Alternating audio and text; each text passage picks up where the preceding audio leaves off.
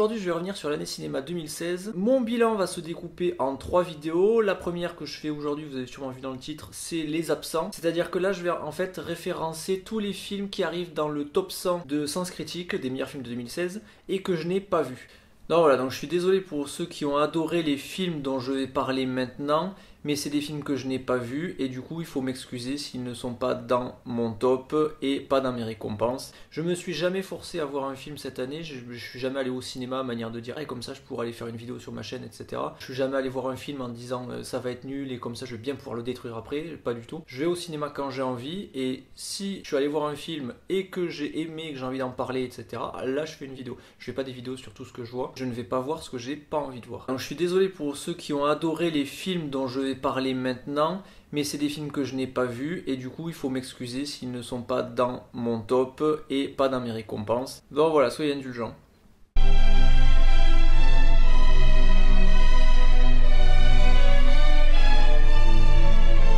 Donc le film qui arrive premier cette année dans les meilleurs films de 2016, c'est Les 8 salopards de Quentin Tarantino. Je ne suis pas allé le voir parce que le film ne me disait absolument rien. Quentin Tarantino, je trouve qu'il écrit des dialogues très très fluides. Maintenant, je trouve pas que ses films soient intéressants, je trouve pas que ses films soient bien, et quand je vois un de ses films, j'ai pas spécialement envie de le revoir, ou alors j'ai envie de revoir vraiment que quelques scènes.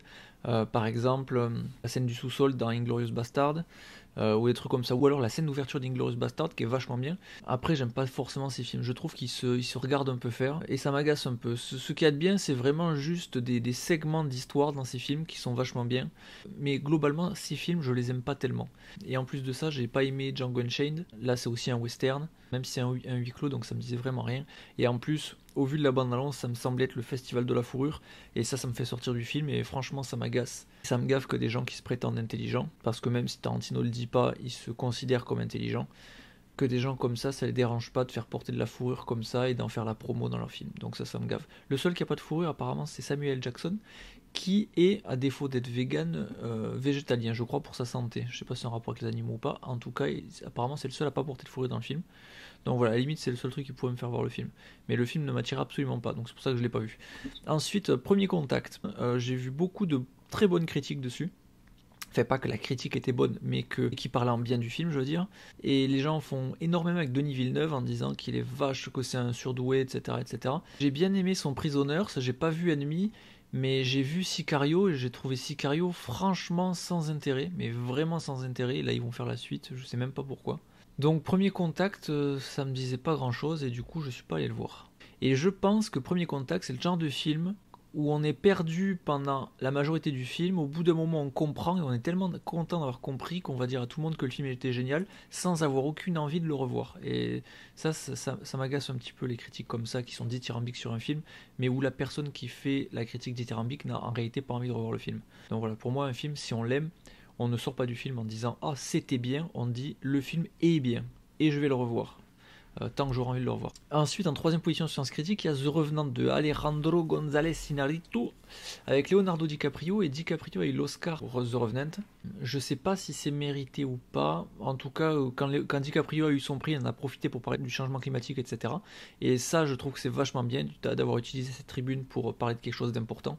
Surtout que c'était quelque chose d'attendu. Leonardo DiCaprio qui n'avait jamais eu d'Oscar, là il a un Oscar et il prend je sais pas combien de temps pour dire le réchauffement climatique est une réalité, bougeons-nous, etc. Donc ça, je trouve ça vachement bien. J'ai vu le début du film, j'ai complètement décroché. Bon, j'avais autre chose à faire, j'étais fatigué, etc. Machin. Mais ce début de film ne m'attirait pas du tout et j'ai entendu plein de fois que la 30 premières minutes c'était vraiment ce qu'il y avait de mieux dans le film et qu'ensuite ça tourne en rond. Donc comme les 5 premières minutes m'ont saoulé, j'ai même pas suivi. Pourtant j'ai adoré Birdman de Alejandro González Iñárritu et je trouvais que Birdman était rempli de messages, mais de bons messages, et The Revenant ça avait pas vraiment l'air. Toute la promo du film a tourné autour du fait que Leonardo DiCaprio s'est foutu dans un animal mort, a bouffé du foie cru, etc., etc. Et niveau message, je trouve pas ça terrible, quoi. Ensuite, en quatrième position, il y a Mademoiselle, qui est un film de Park Chan-wook. Le seul film de Park Chan-wook, c'est Old Boy, la version coréenne.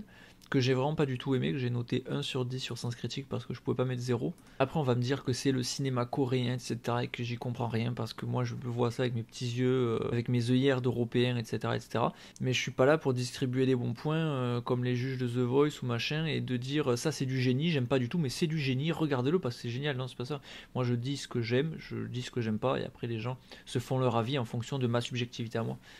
Donc voilà, donc moi, Oldboy, j'ai vraiment préféré le remake américain de Spike Lee. Je pense, j'espère à tort, mais je pense que beaucoup de gens sont dithyrambiques sur le cinéma coréen parce que ça donne une image de mec vachement ouvert, etc. etc. Et donc voilà, donc quand quelqu'un me dit ce film coréen est vachement génial, tu devrais le regarder dans une critique, bah, ça me donne même pas envie parce que j'ai l'impression que le mec est en train de me raconter la messe pour se donner un genre. Donc voilà, donc en réalité on n'a jamais réussi à me vendre un film coréen autre que Oldboy que j'ai regardé et que j'ai pas du tout aimé.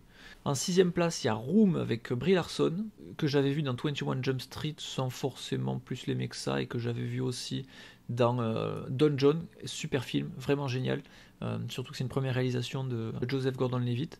Elle fait presque de la figuration dans le film et je l'avais bien aimé dans ce film là. Et Room, le sujet du film, c'est pas que ça m'intéressait pas, c'est que c'est un film que j'ai pas envie de voir, quoi. Le sujet est beaucoup trop lourd, et tant que je n'ai pas envie de le voir, je ne le regarderai pas. Je me forcerai pas à regarder un film comme ça, quoi. Ensuite, The Strangers en 7ème position, je ne sais pas du tout ce que c'est, et apparemment c'est un film asiatique.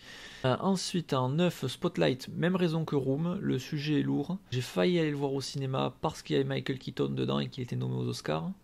Et finalement, j'y suis pas allé, j'ai laissé passer le truc et je me suis jamais rattrapé. Ensuite, Le Garçon et la Bête, un long métrage d'animé, manga, etc. J'aime pas spécialement les mangas, donc voilà, je sais même pas qu'il était sorti. Ensuite, Elle de Paul Verhoeven, alors j'aurais pu aller le voir pour Paul Verhoeven. Maintenant, ce qui me faisait peur, c'est que Paul Verhoeven tourne en français. Mais quand on tourne avec des acteurs et qu'on n'a pas la même langue maternelle, à moins que le réalisateur soit bilingue totalement, il y a de gros risques de surjeu ou de faux jeux, etc. Ou faux. Donc voilà, donc au final, je suis pas forcément allé le voir. Et j'avais un peu l'impression que Paul Verhoeven avait fait ça parce qu'il pouvait pas tourner autre chose. C'est dommage parce que ça fait des années qu'il voulait faire un film sur Jésus. J'aurais adoré voir ça. Et au final, il l'a pas fait. Enfin, en tout cas, il l'a pas encore fait. Il a écrit un bouquin qui s'appelle Jésus de Nazareth. Je sais pas à quel point ses recherches sont vraies, poussées, etc. Ou c'est une vision très partielle de Jésus, je sais pas. Mais en tout cas, le livre est vachement bien, je le conseille. Ensuite, on a Carole. Je ne l'ai pas vu parce que, en fait, il n'y a rien qui me poussait vraiment à le voir, sinon qu'il y avait Rooney Mara dedans et Kate Blanchett et qu'il y avait une histoire entre elles, blablabla. Donc voilà, et je trouve que c'est assez peu pour voir un film. Ensuite, Midnight Special de Jeff Nichols. Jeff Nichols, j'ai adoré son Time Out, qui était un décalco de Robin des Bois, en fait l'histoire de Robin des Bois mais dans le futur. Et comme Robin des Bois c'est un personnage que j'aime tout simplement, et j'ai adoré Time Out. Midnight Special, pourquoi je l'ai pas vu? Pour une seule raison, qui s'appelle Michael Shannon. Tout le monde a dit que Michael Shannon était génial dans Superman. Enfin, je dis tout le monde, j'exagère. Mais beaucoup de monde ont dit que Michael Shannon était génial dans Superman, etc. Que c'était un acteur génial, blablabla. Bla, bla, bla. Moi, j'ai trouvé qu'il était nul, qu'il avait un charisme d'huître dans Superman. C'est hallucinant, le mec surjoue tout le temps. Donc vraiment, c'est un mec que j'aime pas des masses. Et je l'ai vu dans je sais plus quel autre film. Et j'avais vraiment pas aimé du tout, quoi. Ensuite, Dernier train pour Busan, même raison que pour les films asiatiques, on n'a jamais réussi en réalité à m'en vendre un. Ensuite, Demolition de Jean-Marc Vallée, tout simplement je connais pas ce film. Maloute, on me l'a conseillé.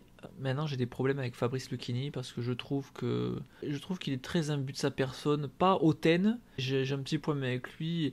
On me l'a conseillé en me disant c'est déjanté, mais bon. Le simple fait qu'un film soit déjanté ne veut pas forcément dire qu'il est bien, qu'il est drôle, etc., qu'il est bien fait et tout. Et j'avais un petit peu l'impression que ce film jouait sur un côté humour très bourgeois, etc., sans aucune empathie pour les personnages, etc. Et ça, c'est vraiment le truc que j'aime pas. Raison pour laquelle j'aime pas forcément Pixar et que j'adore Disney. Enfin, que j'adorais Disney. Enfin, j'adore les Disney qui ont été faits avant, les Disney qui sortent maintenant, ça vaut plus rien, je trouve. Ensuite, Comancheria. Je ne l'ai pas vu. L'histoire me bottait bien, mais je suis pas allé le voir. Voilà, c'est juste que j'ai laissé passer le truc. Ensuite, Juste la fin du monde. Je n'ai jamais vu un film de Xavier Dolan et j'ai l'impression que c'est un réalisateur qui est surestimé. Alors, ce n'est qu'une impression, sachant que je n'ai jamais vu un film de Xavier Dolan. Mais je trouve qu'on a tellement dit que c'est un génie, on a tellement parlé de son âge quand on parlait de ses films. Quand on veut me vendre un film, il ne faut pas me dire le réalisateur est un prodige, c'est un surdoué, il n'a que 24 ans et il fait des films, blablabla. Bla, bla, bla. Si tu veux me vendre un film, parle-moi du film. Et Xavier Dolan, on n'a jamais réussi à me vendre un film de Xavier Dolan. Tout ce qu'on m'a dit sur lui, c'est que c'est un prodige, que c'est un enfant surdoué. Et moi, ça me suffit pas pour aller voir un film. Et quand en plus à la télé on te dit que ça, qu'on ne parle que de son âge, etc., ben j'ai pas envie de le voir, quoi. Donc voilà, La Tortue Rouge, ça me disait rien. Ensuite, j'ai su que c'était un film muet. Donc je suis pas allé le voir.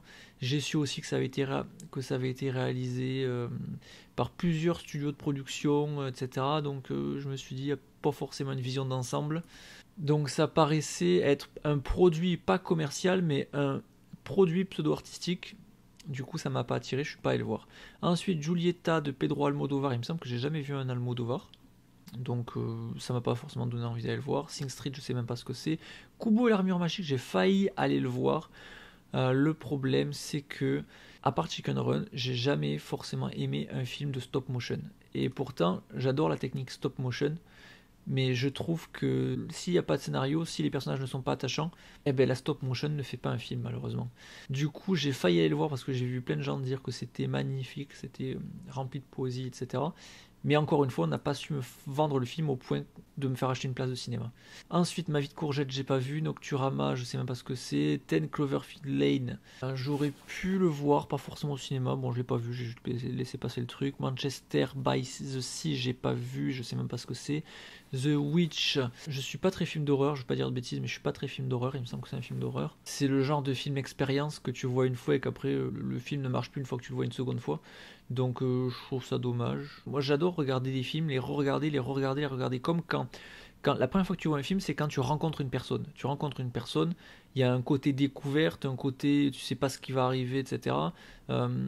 Parce que tu comprends pas la logique de la personne que tu as en face de toi, et puis après tu revois un film, tu comprends la personne un petit peu mieux, tu es toujours un petit peu dans la découverte, mais tu connais à peu près les grandes lignes de la personne, etc. etc. Et plus tu vas voir cette personne, et plus tu vas approfondir ta connaissance de la personne, et plus tu vas développer un sentiment d'attachement à la personne. Et je trouve que pour un film, moi c'est pareil.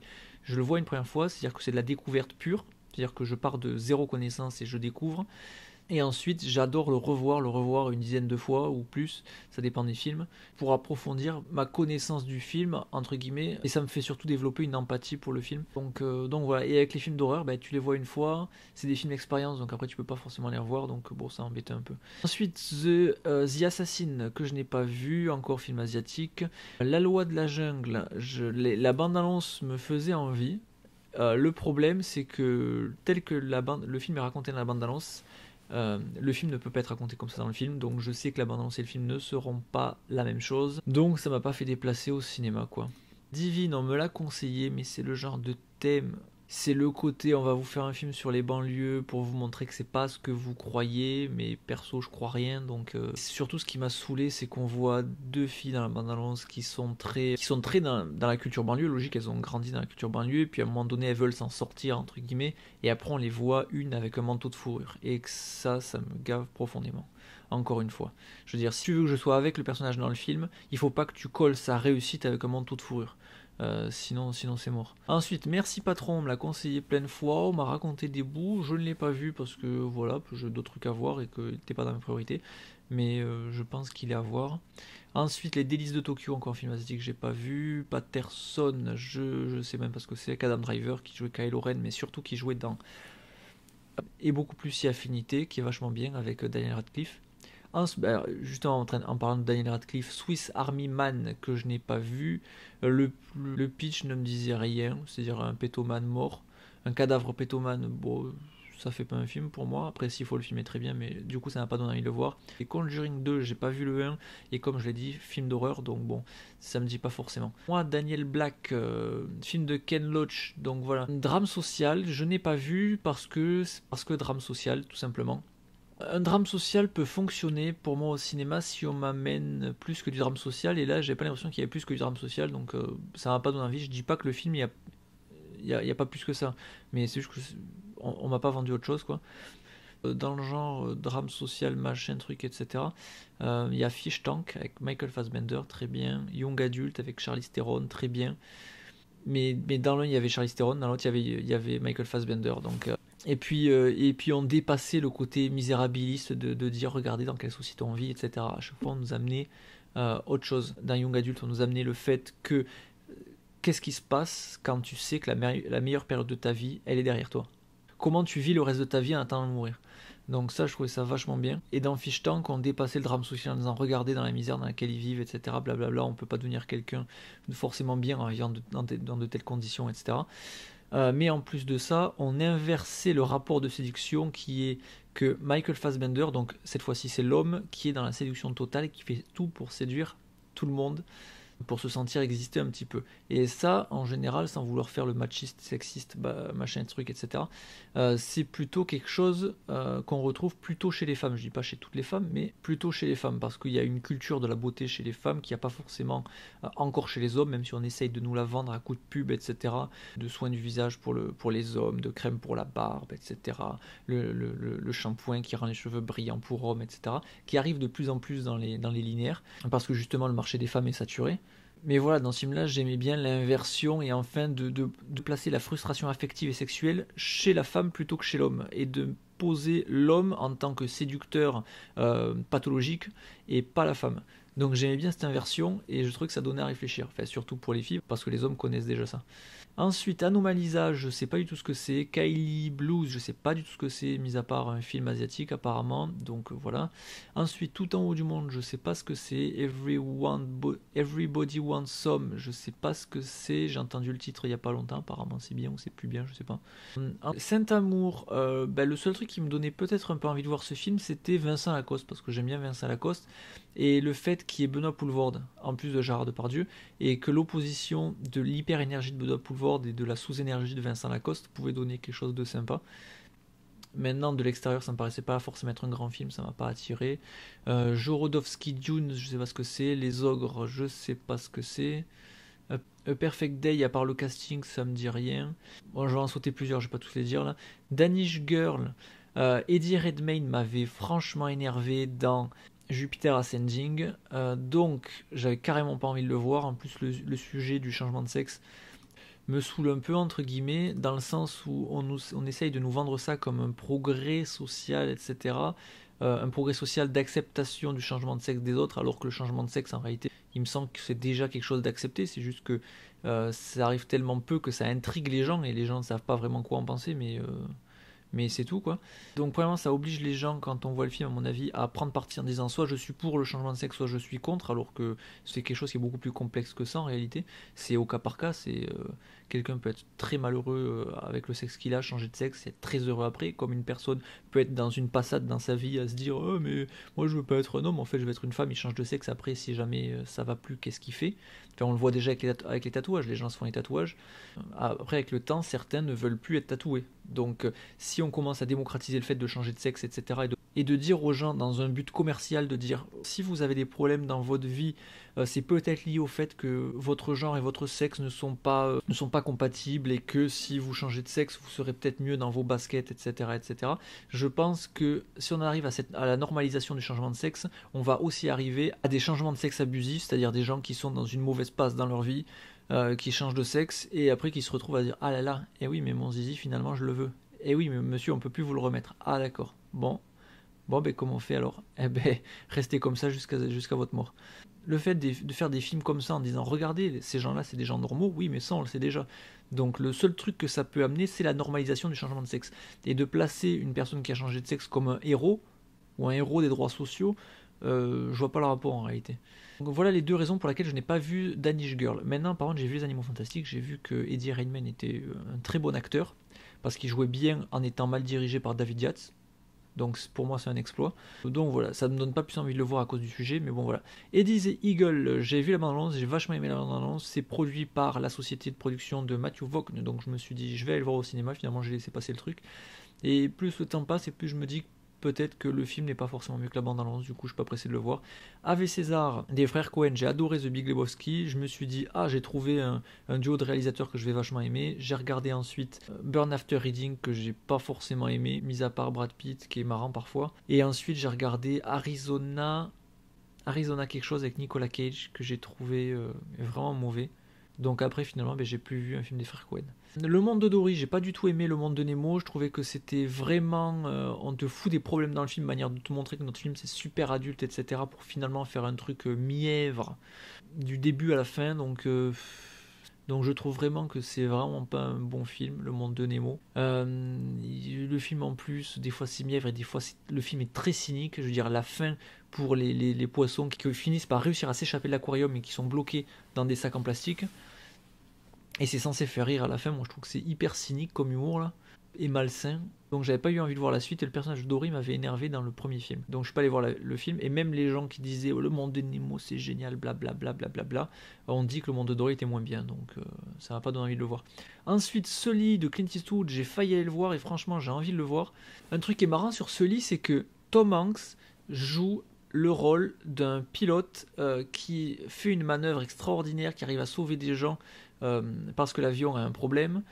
Et ensuite, il est jugé pour ça. On lui dit ouais, mais ta manœuvre, elle est très bien, mais le truc, c'est que t'as pas besoin de la faire. En réalité, t'as mis tous les gens en danger. Et Sully est adapté d'une histoire vraie. Et il y a eu un film avant qui s'appelle Flight avec Denzel Washington, réalisé par Robert Zemeckis, qui est exactement la même histoire, mais là, ce n'est pas dit adapté d'une histoire vraie.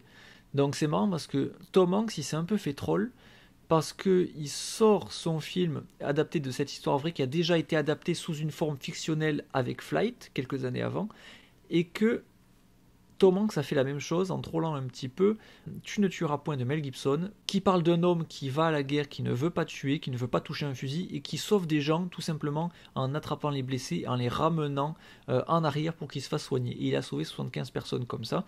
Donc voilà, et ça, c'est ce que faisait Forrest Gump. Dans Forrest Gump, quand il fait la guerre du Vietnam, il tue personne. Le seul truc qu'il fait, c'est attraper les gens et les ramener pour qu'ils se fassent soigner. Et il sauve plein de gens comme ça.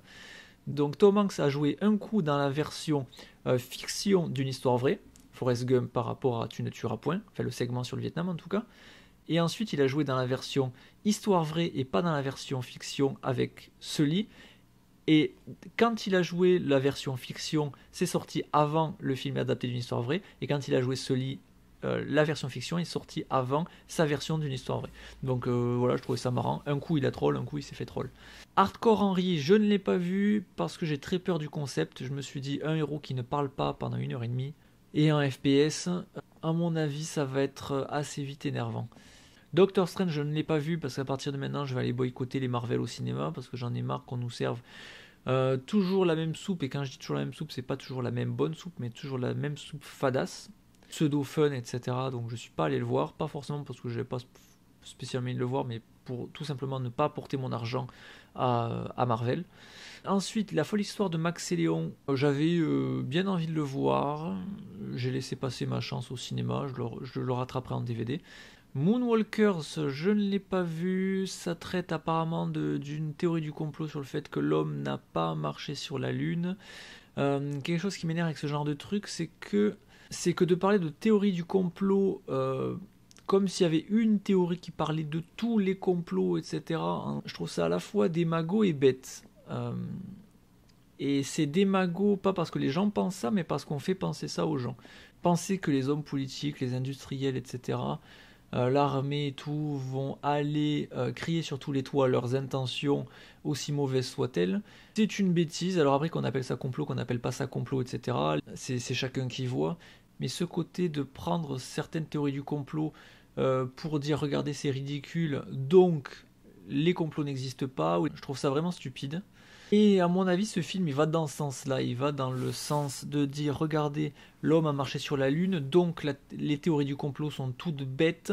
Et à partir de là, dès que quelqu'un va parler de conflit d'intérêts, etc., on va de suite dire théorie du complot comme une espèce de point Godwin pour couper toute conversation et ridiculiser l'autre. Donc ce genre de film, pour moi, ne pousse pas les gens à réfléchir plus, mais pousse les gens à ne plus réfléchir du tout, et ça me gave. Peut-être que le film n'est pas du tout ça, mais en tout cas c'est la raison pour laquelle je ne l'ai pas vu. Quand on a 17 ans, je sais même pas ce que c'est, je l'ai pas vu. Legend avec Tom Hardy, j'ai vu des bouts, mais je trouve que Tom Hardy arrive pas à faire exister les deux personnages. Donc voilà, et ensuite Miss Peregrine et les enfants particuliers, j'ai failli aller le voir au cinéma, je ne l'ai pas vu. Et le problème c'est que si tout le monde avait dit que c'était nul, j'aurais plus de facilité à aller le voir au cinéma. Le problème c'est que les gens qui crachent d'habitude sur Burton ont dit que le film était vachement bien.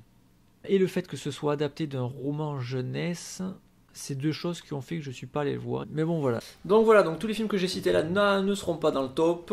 Donc voilà, donc maintenant dans ma deuxième vidéo, je vais faire un petit peu un top flop 2016. Donc à de suite, à plus.